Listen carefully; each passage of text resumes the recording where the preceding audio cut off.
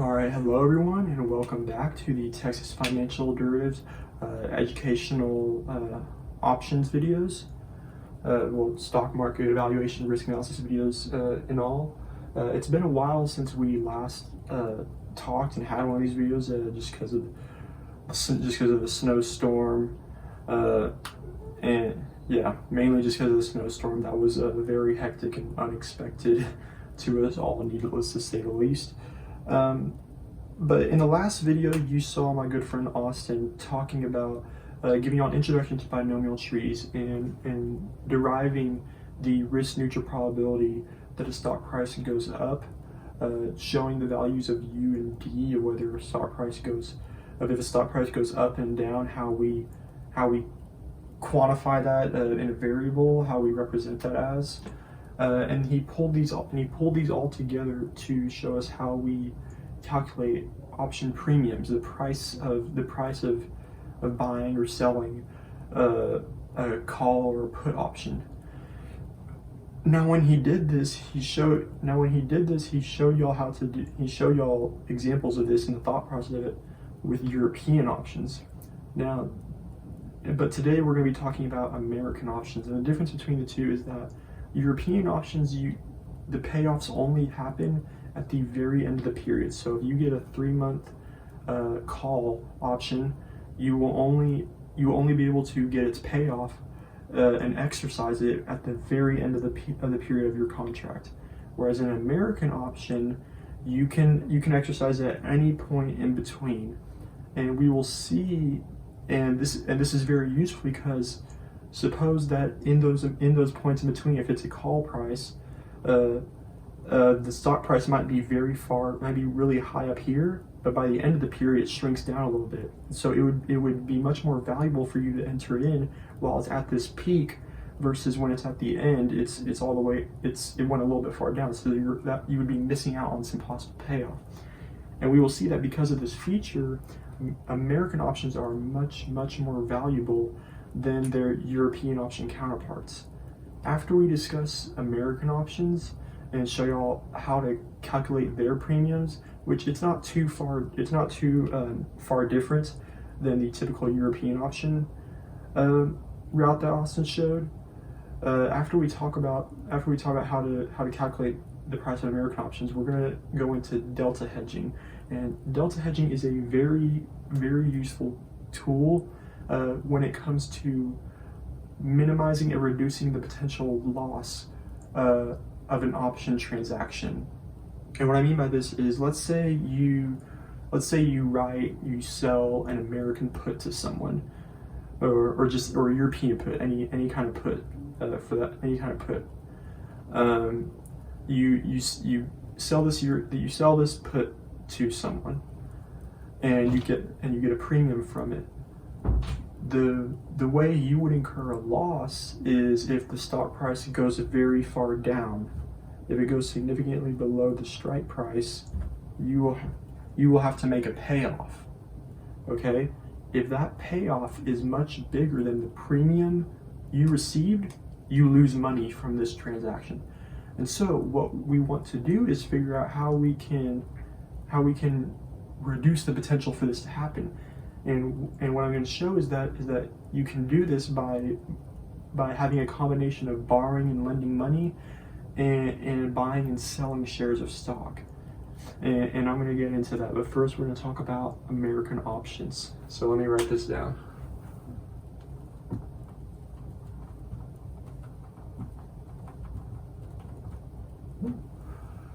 So first, let me write the definition of an American option, just to reiterate it.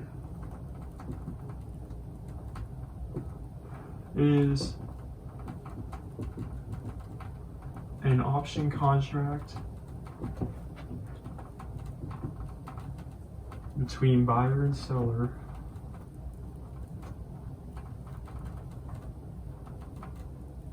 that can be exercised at any time in the period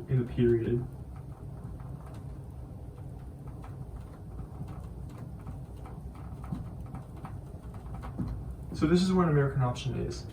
So our thought process of how we would figure out what the price of it is, what it costs us to get this, or what it costs us to sell it for that matter. If we were going to sell this to someone, we would sell it with the idea that that person has the potential to get the maximum payoff possible. And I'm going to show this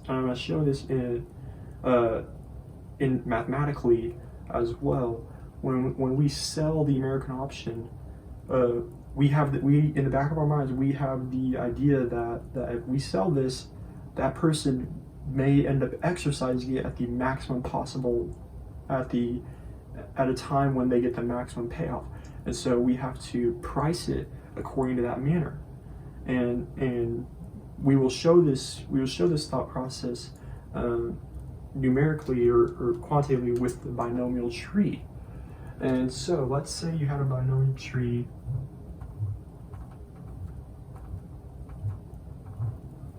and we will call this V initial. It is the value of the option at time 0, which is just, it's the premium itself, what you're buying or selling it for. We will call this VU, where VU is the value of the option if you were, or the payoff for that matter. You can just think of it as the payoff. The payoff of the option if it was to go up. Remember in the last video when Austin talked about stock price moving up or down, this would be the payoff we get from it. And so you can also just think of this as like S sub U minus K for a call, or K minus S sub U for a put. And then we'll call this VUU, the value if it makes, the payoff if it makes 2 up moves, VUD if it goes up and down, VD if it goes down, and then VDD if it goes down twice. And let's say there's some P star, which is the risk neutral probability of an up move. What the American option, what the idea of pricing American option has is that any of these payoffs, pretty much from here on out, any of these payoffs might be greater than one another. What I more so mean by that is if we would exercise our option early if the payoff or the value of the option exercising it here was greater than the expected value of the payoff exercising it at this point. And so what I mean by that is if VU is greater than the expected value of going on and going to here is greater than P star, the probability we go up, times the value going up, plus 1 minus P star, the probability we go down, times the value of us going down from this one. If this holds, and if this is greater than these two, this is also all multiplied. This is also a present value, so you can get negative RH, where H is the length of each period, and R is the risk-free rate. If this holds, we would want to exercise it right here instead of waiting on. And so this is what the seller has in mind when they are selling this option and pricing it accordingly. We can write this as, for example, for a call, you can put for a call that the call SKT at any given moment, at any given time t, is equal to the maximum of VU and in e to the negative RH, or I'll just write it. It might be easier to just think of it as the present value of VUU times P star plus 1 minus P star VUD. This is how you can think of it as, and it would same hold over here. The value, the maximum value right here would be the maximum between VD and the present value of the expected payoff here. And so I think it would be best to show this in an example. I think it'll help you all understand it much better. And so let me get rid of this.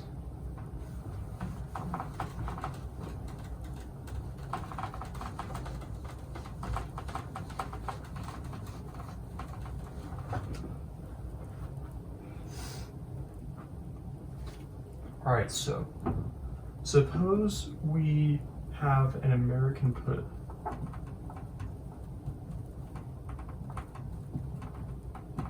We will have the risk-free rate equal to 0, the dividend rate, or no, the risk-free rate equal to 0.03, the dividend rate equal to 0. It will be a 3-period binomial tree with each period being 1 month. So H is equal to 1 month equals 1/12. So it's a total. So it's going to be a total of a 3-month option contract. We will have the stock price at time 0 to be 42, and the strike price to be 50. And we are given that the stock price at one up move is going to be 50, and the stock price of a down move is going to be 35. Now, let's draw our tree first.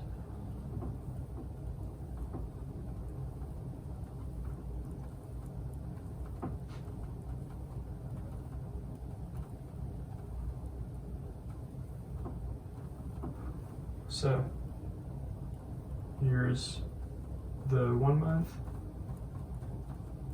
here's another month, and here's another month. And so total, it's 3 months. S sub 0 is 42, S sub U is 50, and S sub D is 35. We can calculate U by being SU over S initial equals 50 over 42, which if we use a calculator, we get approximately 1.19. Similarly, we can calculate D as S sub 0 over S sub D over S sub 0, which is going to be 35 over 42, which is approximately 0.833. It goes on, but we'll just leave that 0.833. Now let's fill in the rest of our table. So 50 times 1.19, this is going to be 59.5 times 1.19, 70.8 roughly. I'm rounding a little bit. 49.58 by doing 59.5 times 0.83333.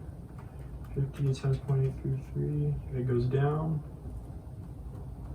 41.66. 34.72. 29.16. And 24.305. So now we have our 3-period binomial tree. We know we have calculated the stock price at all the up and down nodes. So this is 1 up, this is 2 ups, 3 ups, this is 2 ups and 1 down. I think you get the gist of it. Now, if we're going to calculate the expected payoff of any of these nodes, we need the risk neutral probability, which Austin gave you all in the last video was E to the R minus delta H minus d over u minus d, which becomes e to the 0.03 minus 0 times 1/12 because it's 1 month, minus 0.833 divided by 1.19 minus 0.833. If we calculate this, we get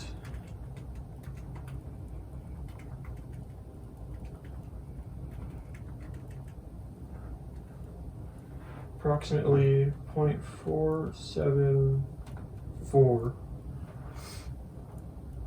Now, I'm going to, I'll leave it up. I just want to I'll just kind of separate these, that way y'all don't get confused. Now let's see what our payoff is at every single possible node. This is typically the route I go in when trying to price American option, is we just go to every single node and we calculate its payoff right away. So if it's a put, we only make a payoff when it's below this, when our stock price is below the strike price. Recall our strike price is 50. So 70.8, that's no payoff, so that's a 0. 49.58, that's below 50, so it's 50 minus 49.58. 0.42. 50 minus 34.72, 15.28. Then 50 minus 24.305 is 25.695. This isn't below 50, so it's 0. 50 minus 41.66 is 8.34, and then 50 minus 29.16 is 20.84, 0, and 15.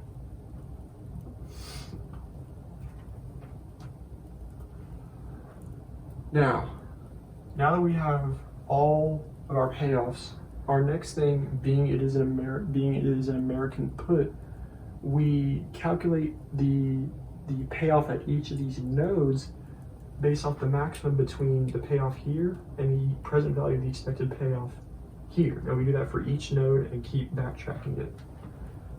So I'm going to erase this now. Let me write over here, P star equals 0.474, U equals 1.19, D equals 0.833. So that way we can have some room.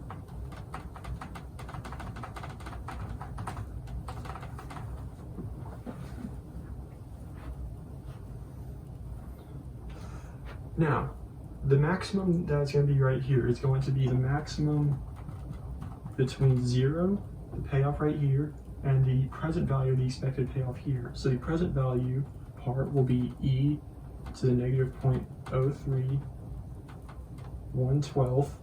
That's the present, that's us discounting it, times the expected payoff, which would be P star times the up move, times the value of it going up, which is 0, plus 1 minus P star times the value of it going down, which is 0.42. This gives us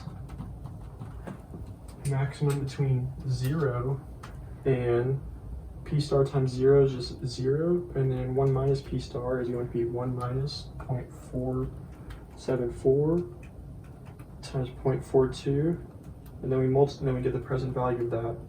So we get 0.22092, and then we get the present value of that by discounting it, and we get 0.2203. The maximum between these two is 0.2203. So we rewrite this. And put 0.2203. And now we can basically ignore these. And we do this for every single node. So now at this node we have 8.34. Let's see what the maximum is. So maximum, let's see what the maximum is between these two. So we have 8.34 here, and then we have 0.42 and 15.28. The expected payoff right here is going to be 0.42 times an up move, times the probability goes up, which is 0.474, plus 15.28 times the probability it goes down, which is 1 minus 0.474. So the expected payoff here is 8.236. We get the present value of that by multiplying it times e to the negative 0.03 times 1/12. It's 1 month. And this gives us 8.2158. We see that there's a greater value here of 8.34, and so we keep it. We keep it here because it would make more sense to exercise it here than wait out here based off the expected payoff. And we do this for this one as well. The expected payoff here is going to be 0.474 times 15.28 plus 1 minus 0.474 times 25.695 times e to negative 0.03 times 1/12. This gives us 20.706. We see that it has a greater value right here, so we keep it of 20.84. So now we can ignore all this.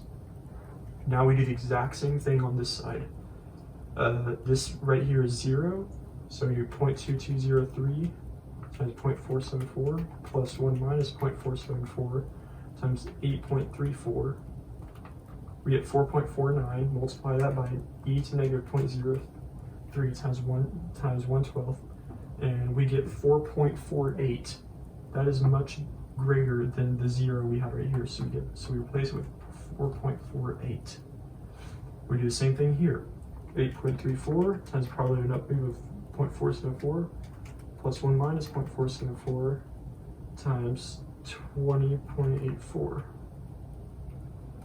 We get 14.915 times e to negative 0.03 times 1/12. We get 14.877, and so we keep, and 15 is greater than that, so we keep the 15. And then we do it, again. 4.48, 0.474, plus 1 minus 0.474 times 15. That gives us 10.013, and we discount it.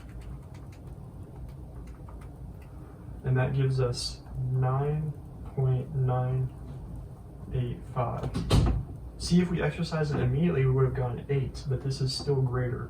And so we can say that the price of the put,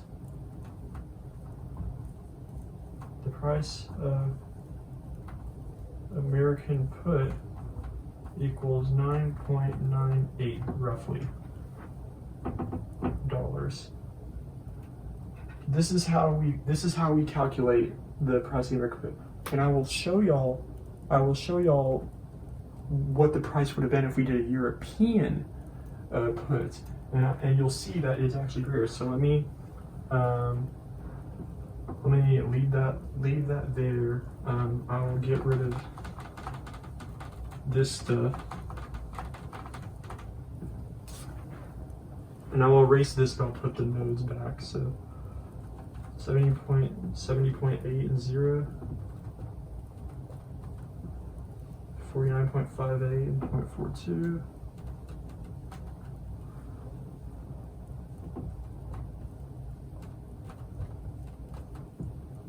34.72, 15.28. This is the payoff. 15.28 the payoff. 24.305.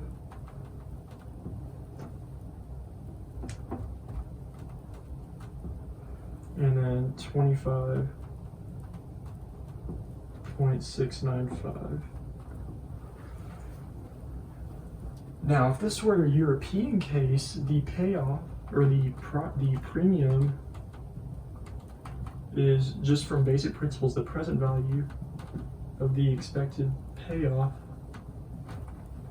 at only the end of our period, because we can only exercise it at the end. So the present value of this would be e to the negative 0.03 times 3/12, because we are discounting it for the entire 3 months back to 0, times the expected payoff. The expected payoff is going to be, well, the payoff right here is 0 times the probability we do 3 up moves would be P star cubed plus 0.42 times the probability we can get to this point where we can go up, up, down, or up, down, up. So we have 2 cases of 2. So we can go up, up, down, down, up, up. You see in both of those we make 2 up moves, 1 down move. So it goes 2 times P star squared times 1 minus P star plus 15.28 times the probability we get to here, up, down, down, up, down, down, down, up, down. So we made 2 down moves, 1 up move. We made 2 down moves, 1 up move, and we did this in 2 cases.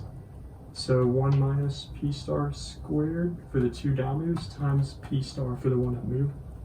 And finally plus 25.695 times the probability we get here. There's only one way we can go, down, down, down. So that's 1 minus P star cubed. This gives us e to the negative 0.03. So it's 3/12. I'm going to calculate this. This becomes 0. This is 0.42 times 2 times 0.474 squared times 1 minus 0.474 plus 15.28 times 2 times 1 minus 0.474 squared times 0.474 plus 25.695 times 1 minus 0.474 cubed. So in all I got 7.846. Discount that all the way to times 0. 7.787. So this is so the American put is about a little over $2 more than just the European put. This shows you, and this is just one example, but take my word for it that this holds for nearly almost, if not every single case. The American put option will have more value than the European put option. And now that we've covered this, we're going to talk about delta hedging in 1 second.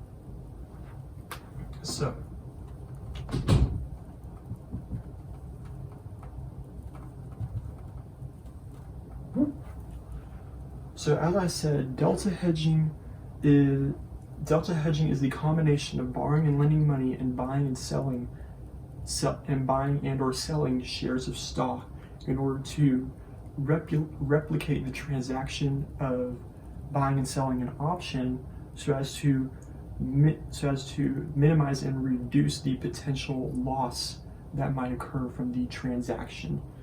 So you're going to ask, how might we do this? Well, I'll give you an example just because this video is starting to go on 30 minutes, so I'm just going to give you a quick example of what I mean by this.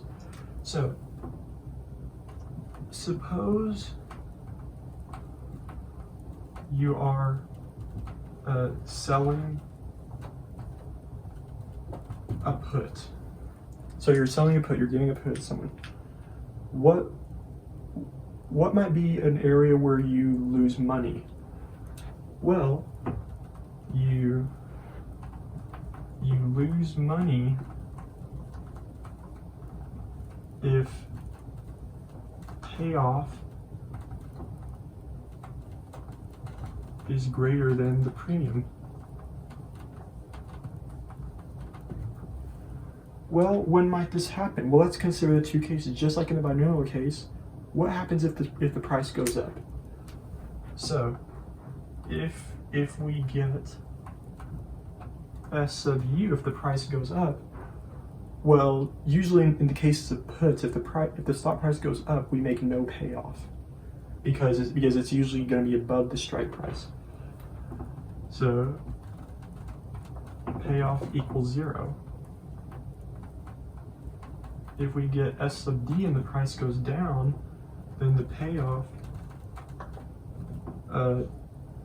is going to be K minus S sub D.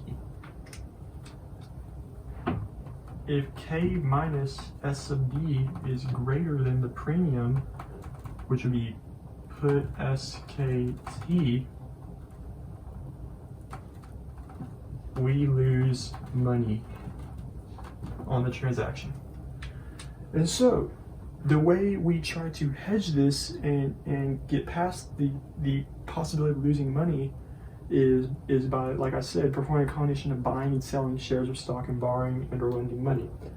And so if the stock price goes down, we lose money. Well, let us just partake in a transaction that makes us money when the stock price goes down, and that way we kind of cancel them out in a way. So what kind of transaction can we get into that gets us money when the stock price goes down? Well, we short a stock, we sell it. And so yeah, to reduce this potential loss, we short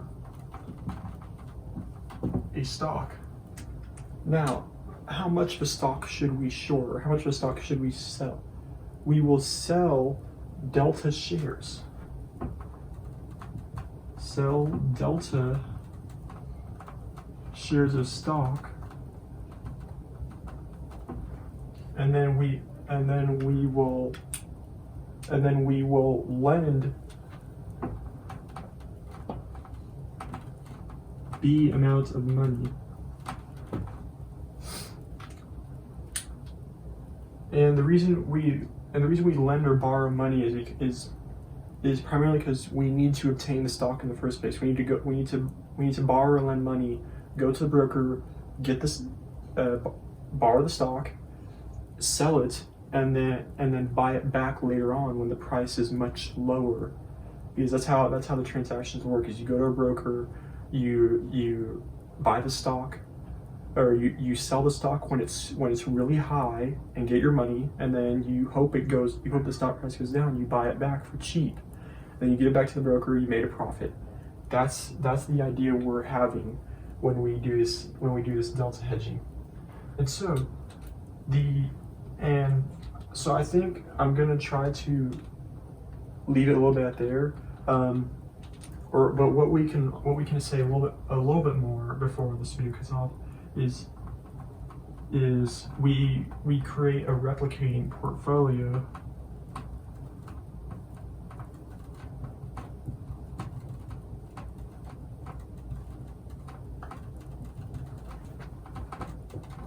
we'll denote this as pi of negative delta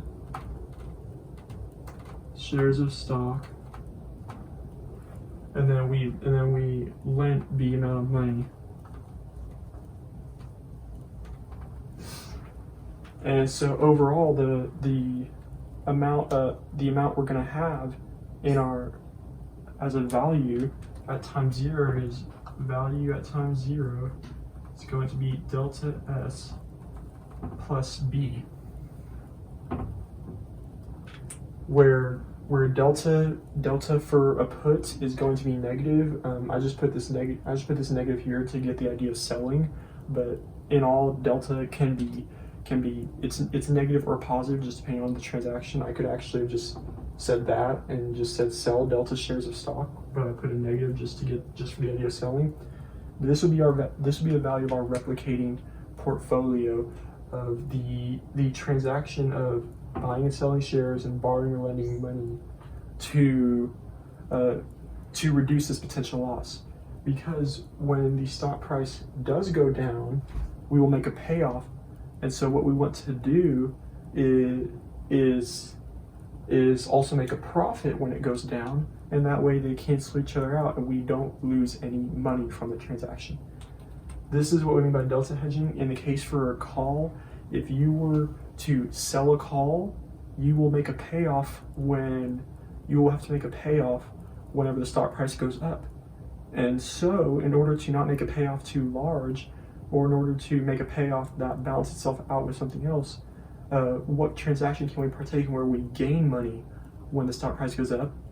Well, we buy stock, okay? We would buy delta shares.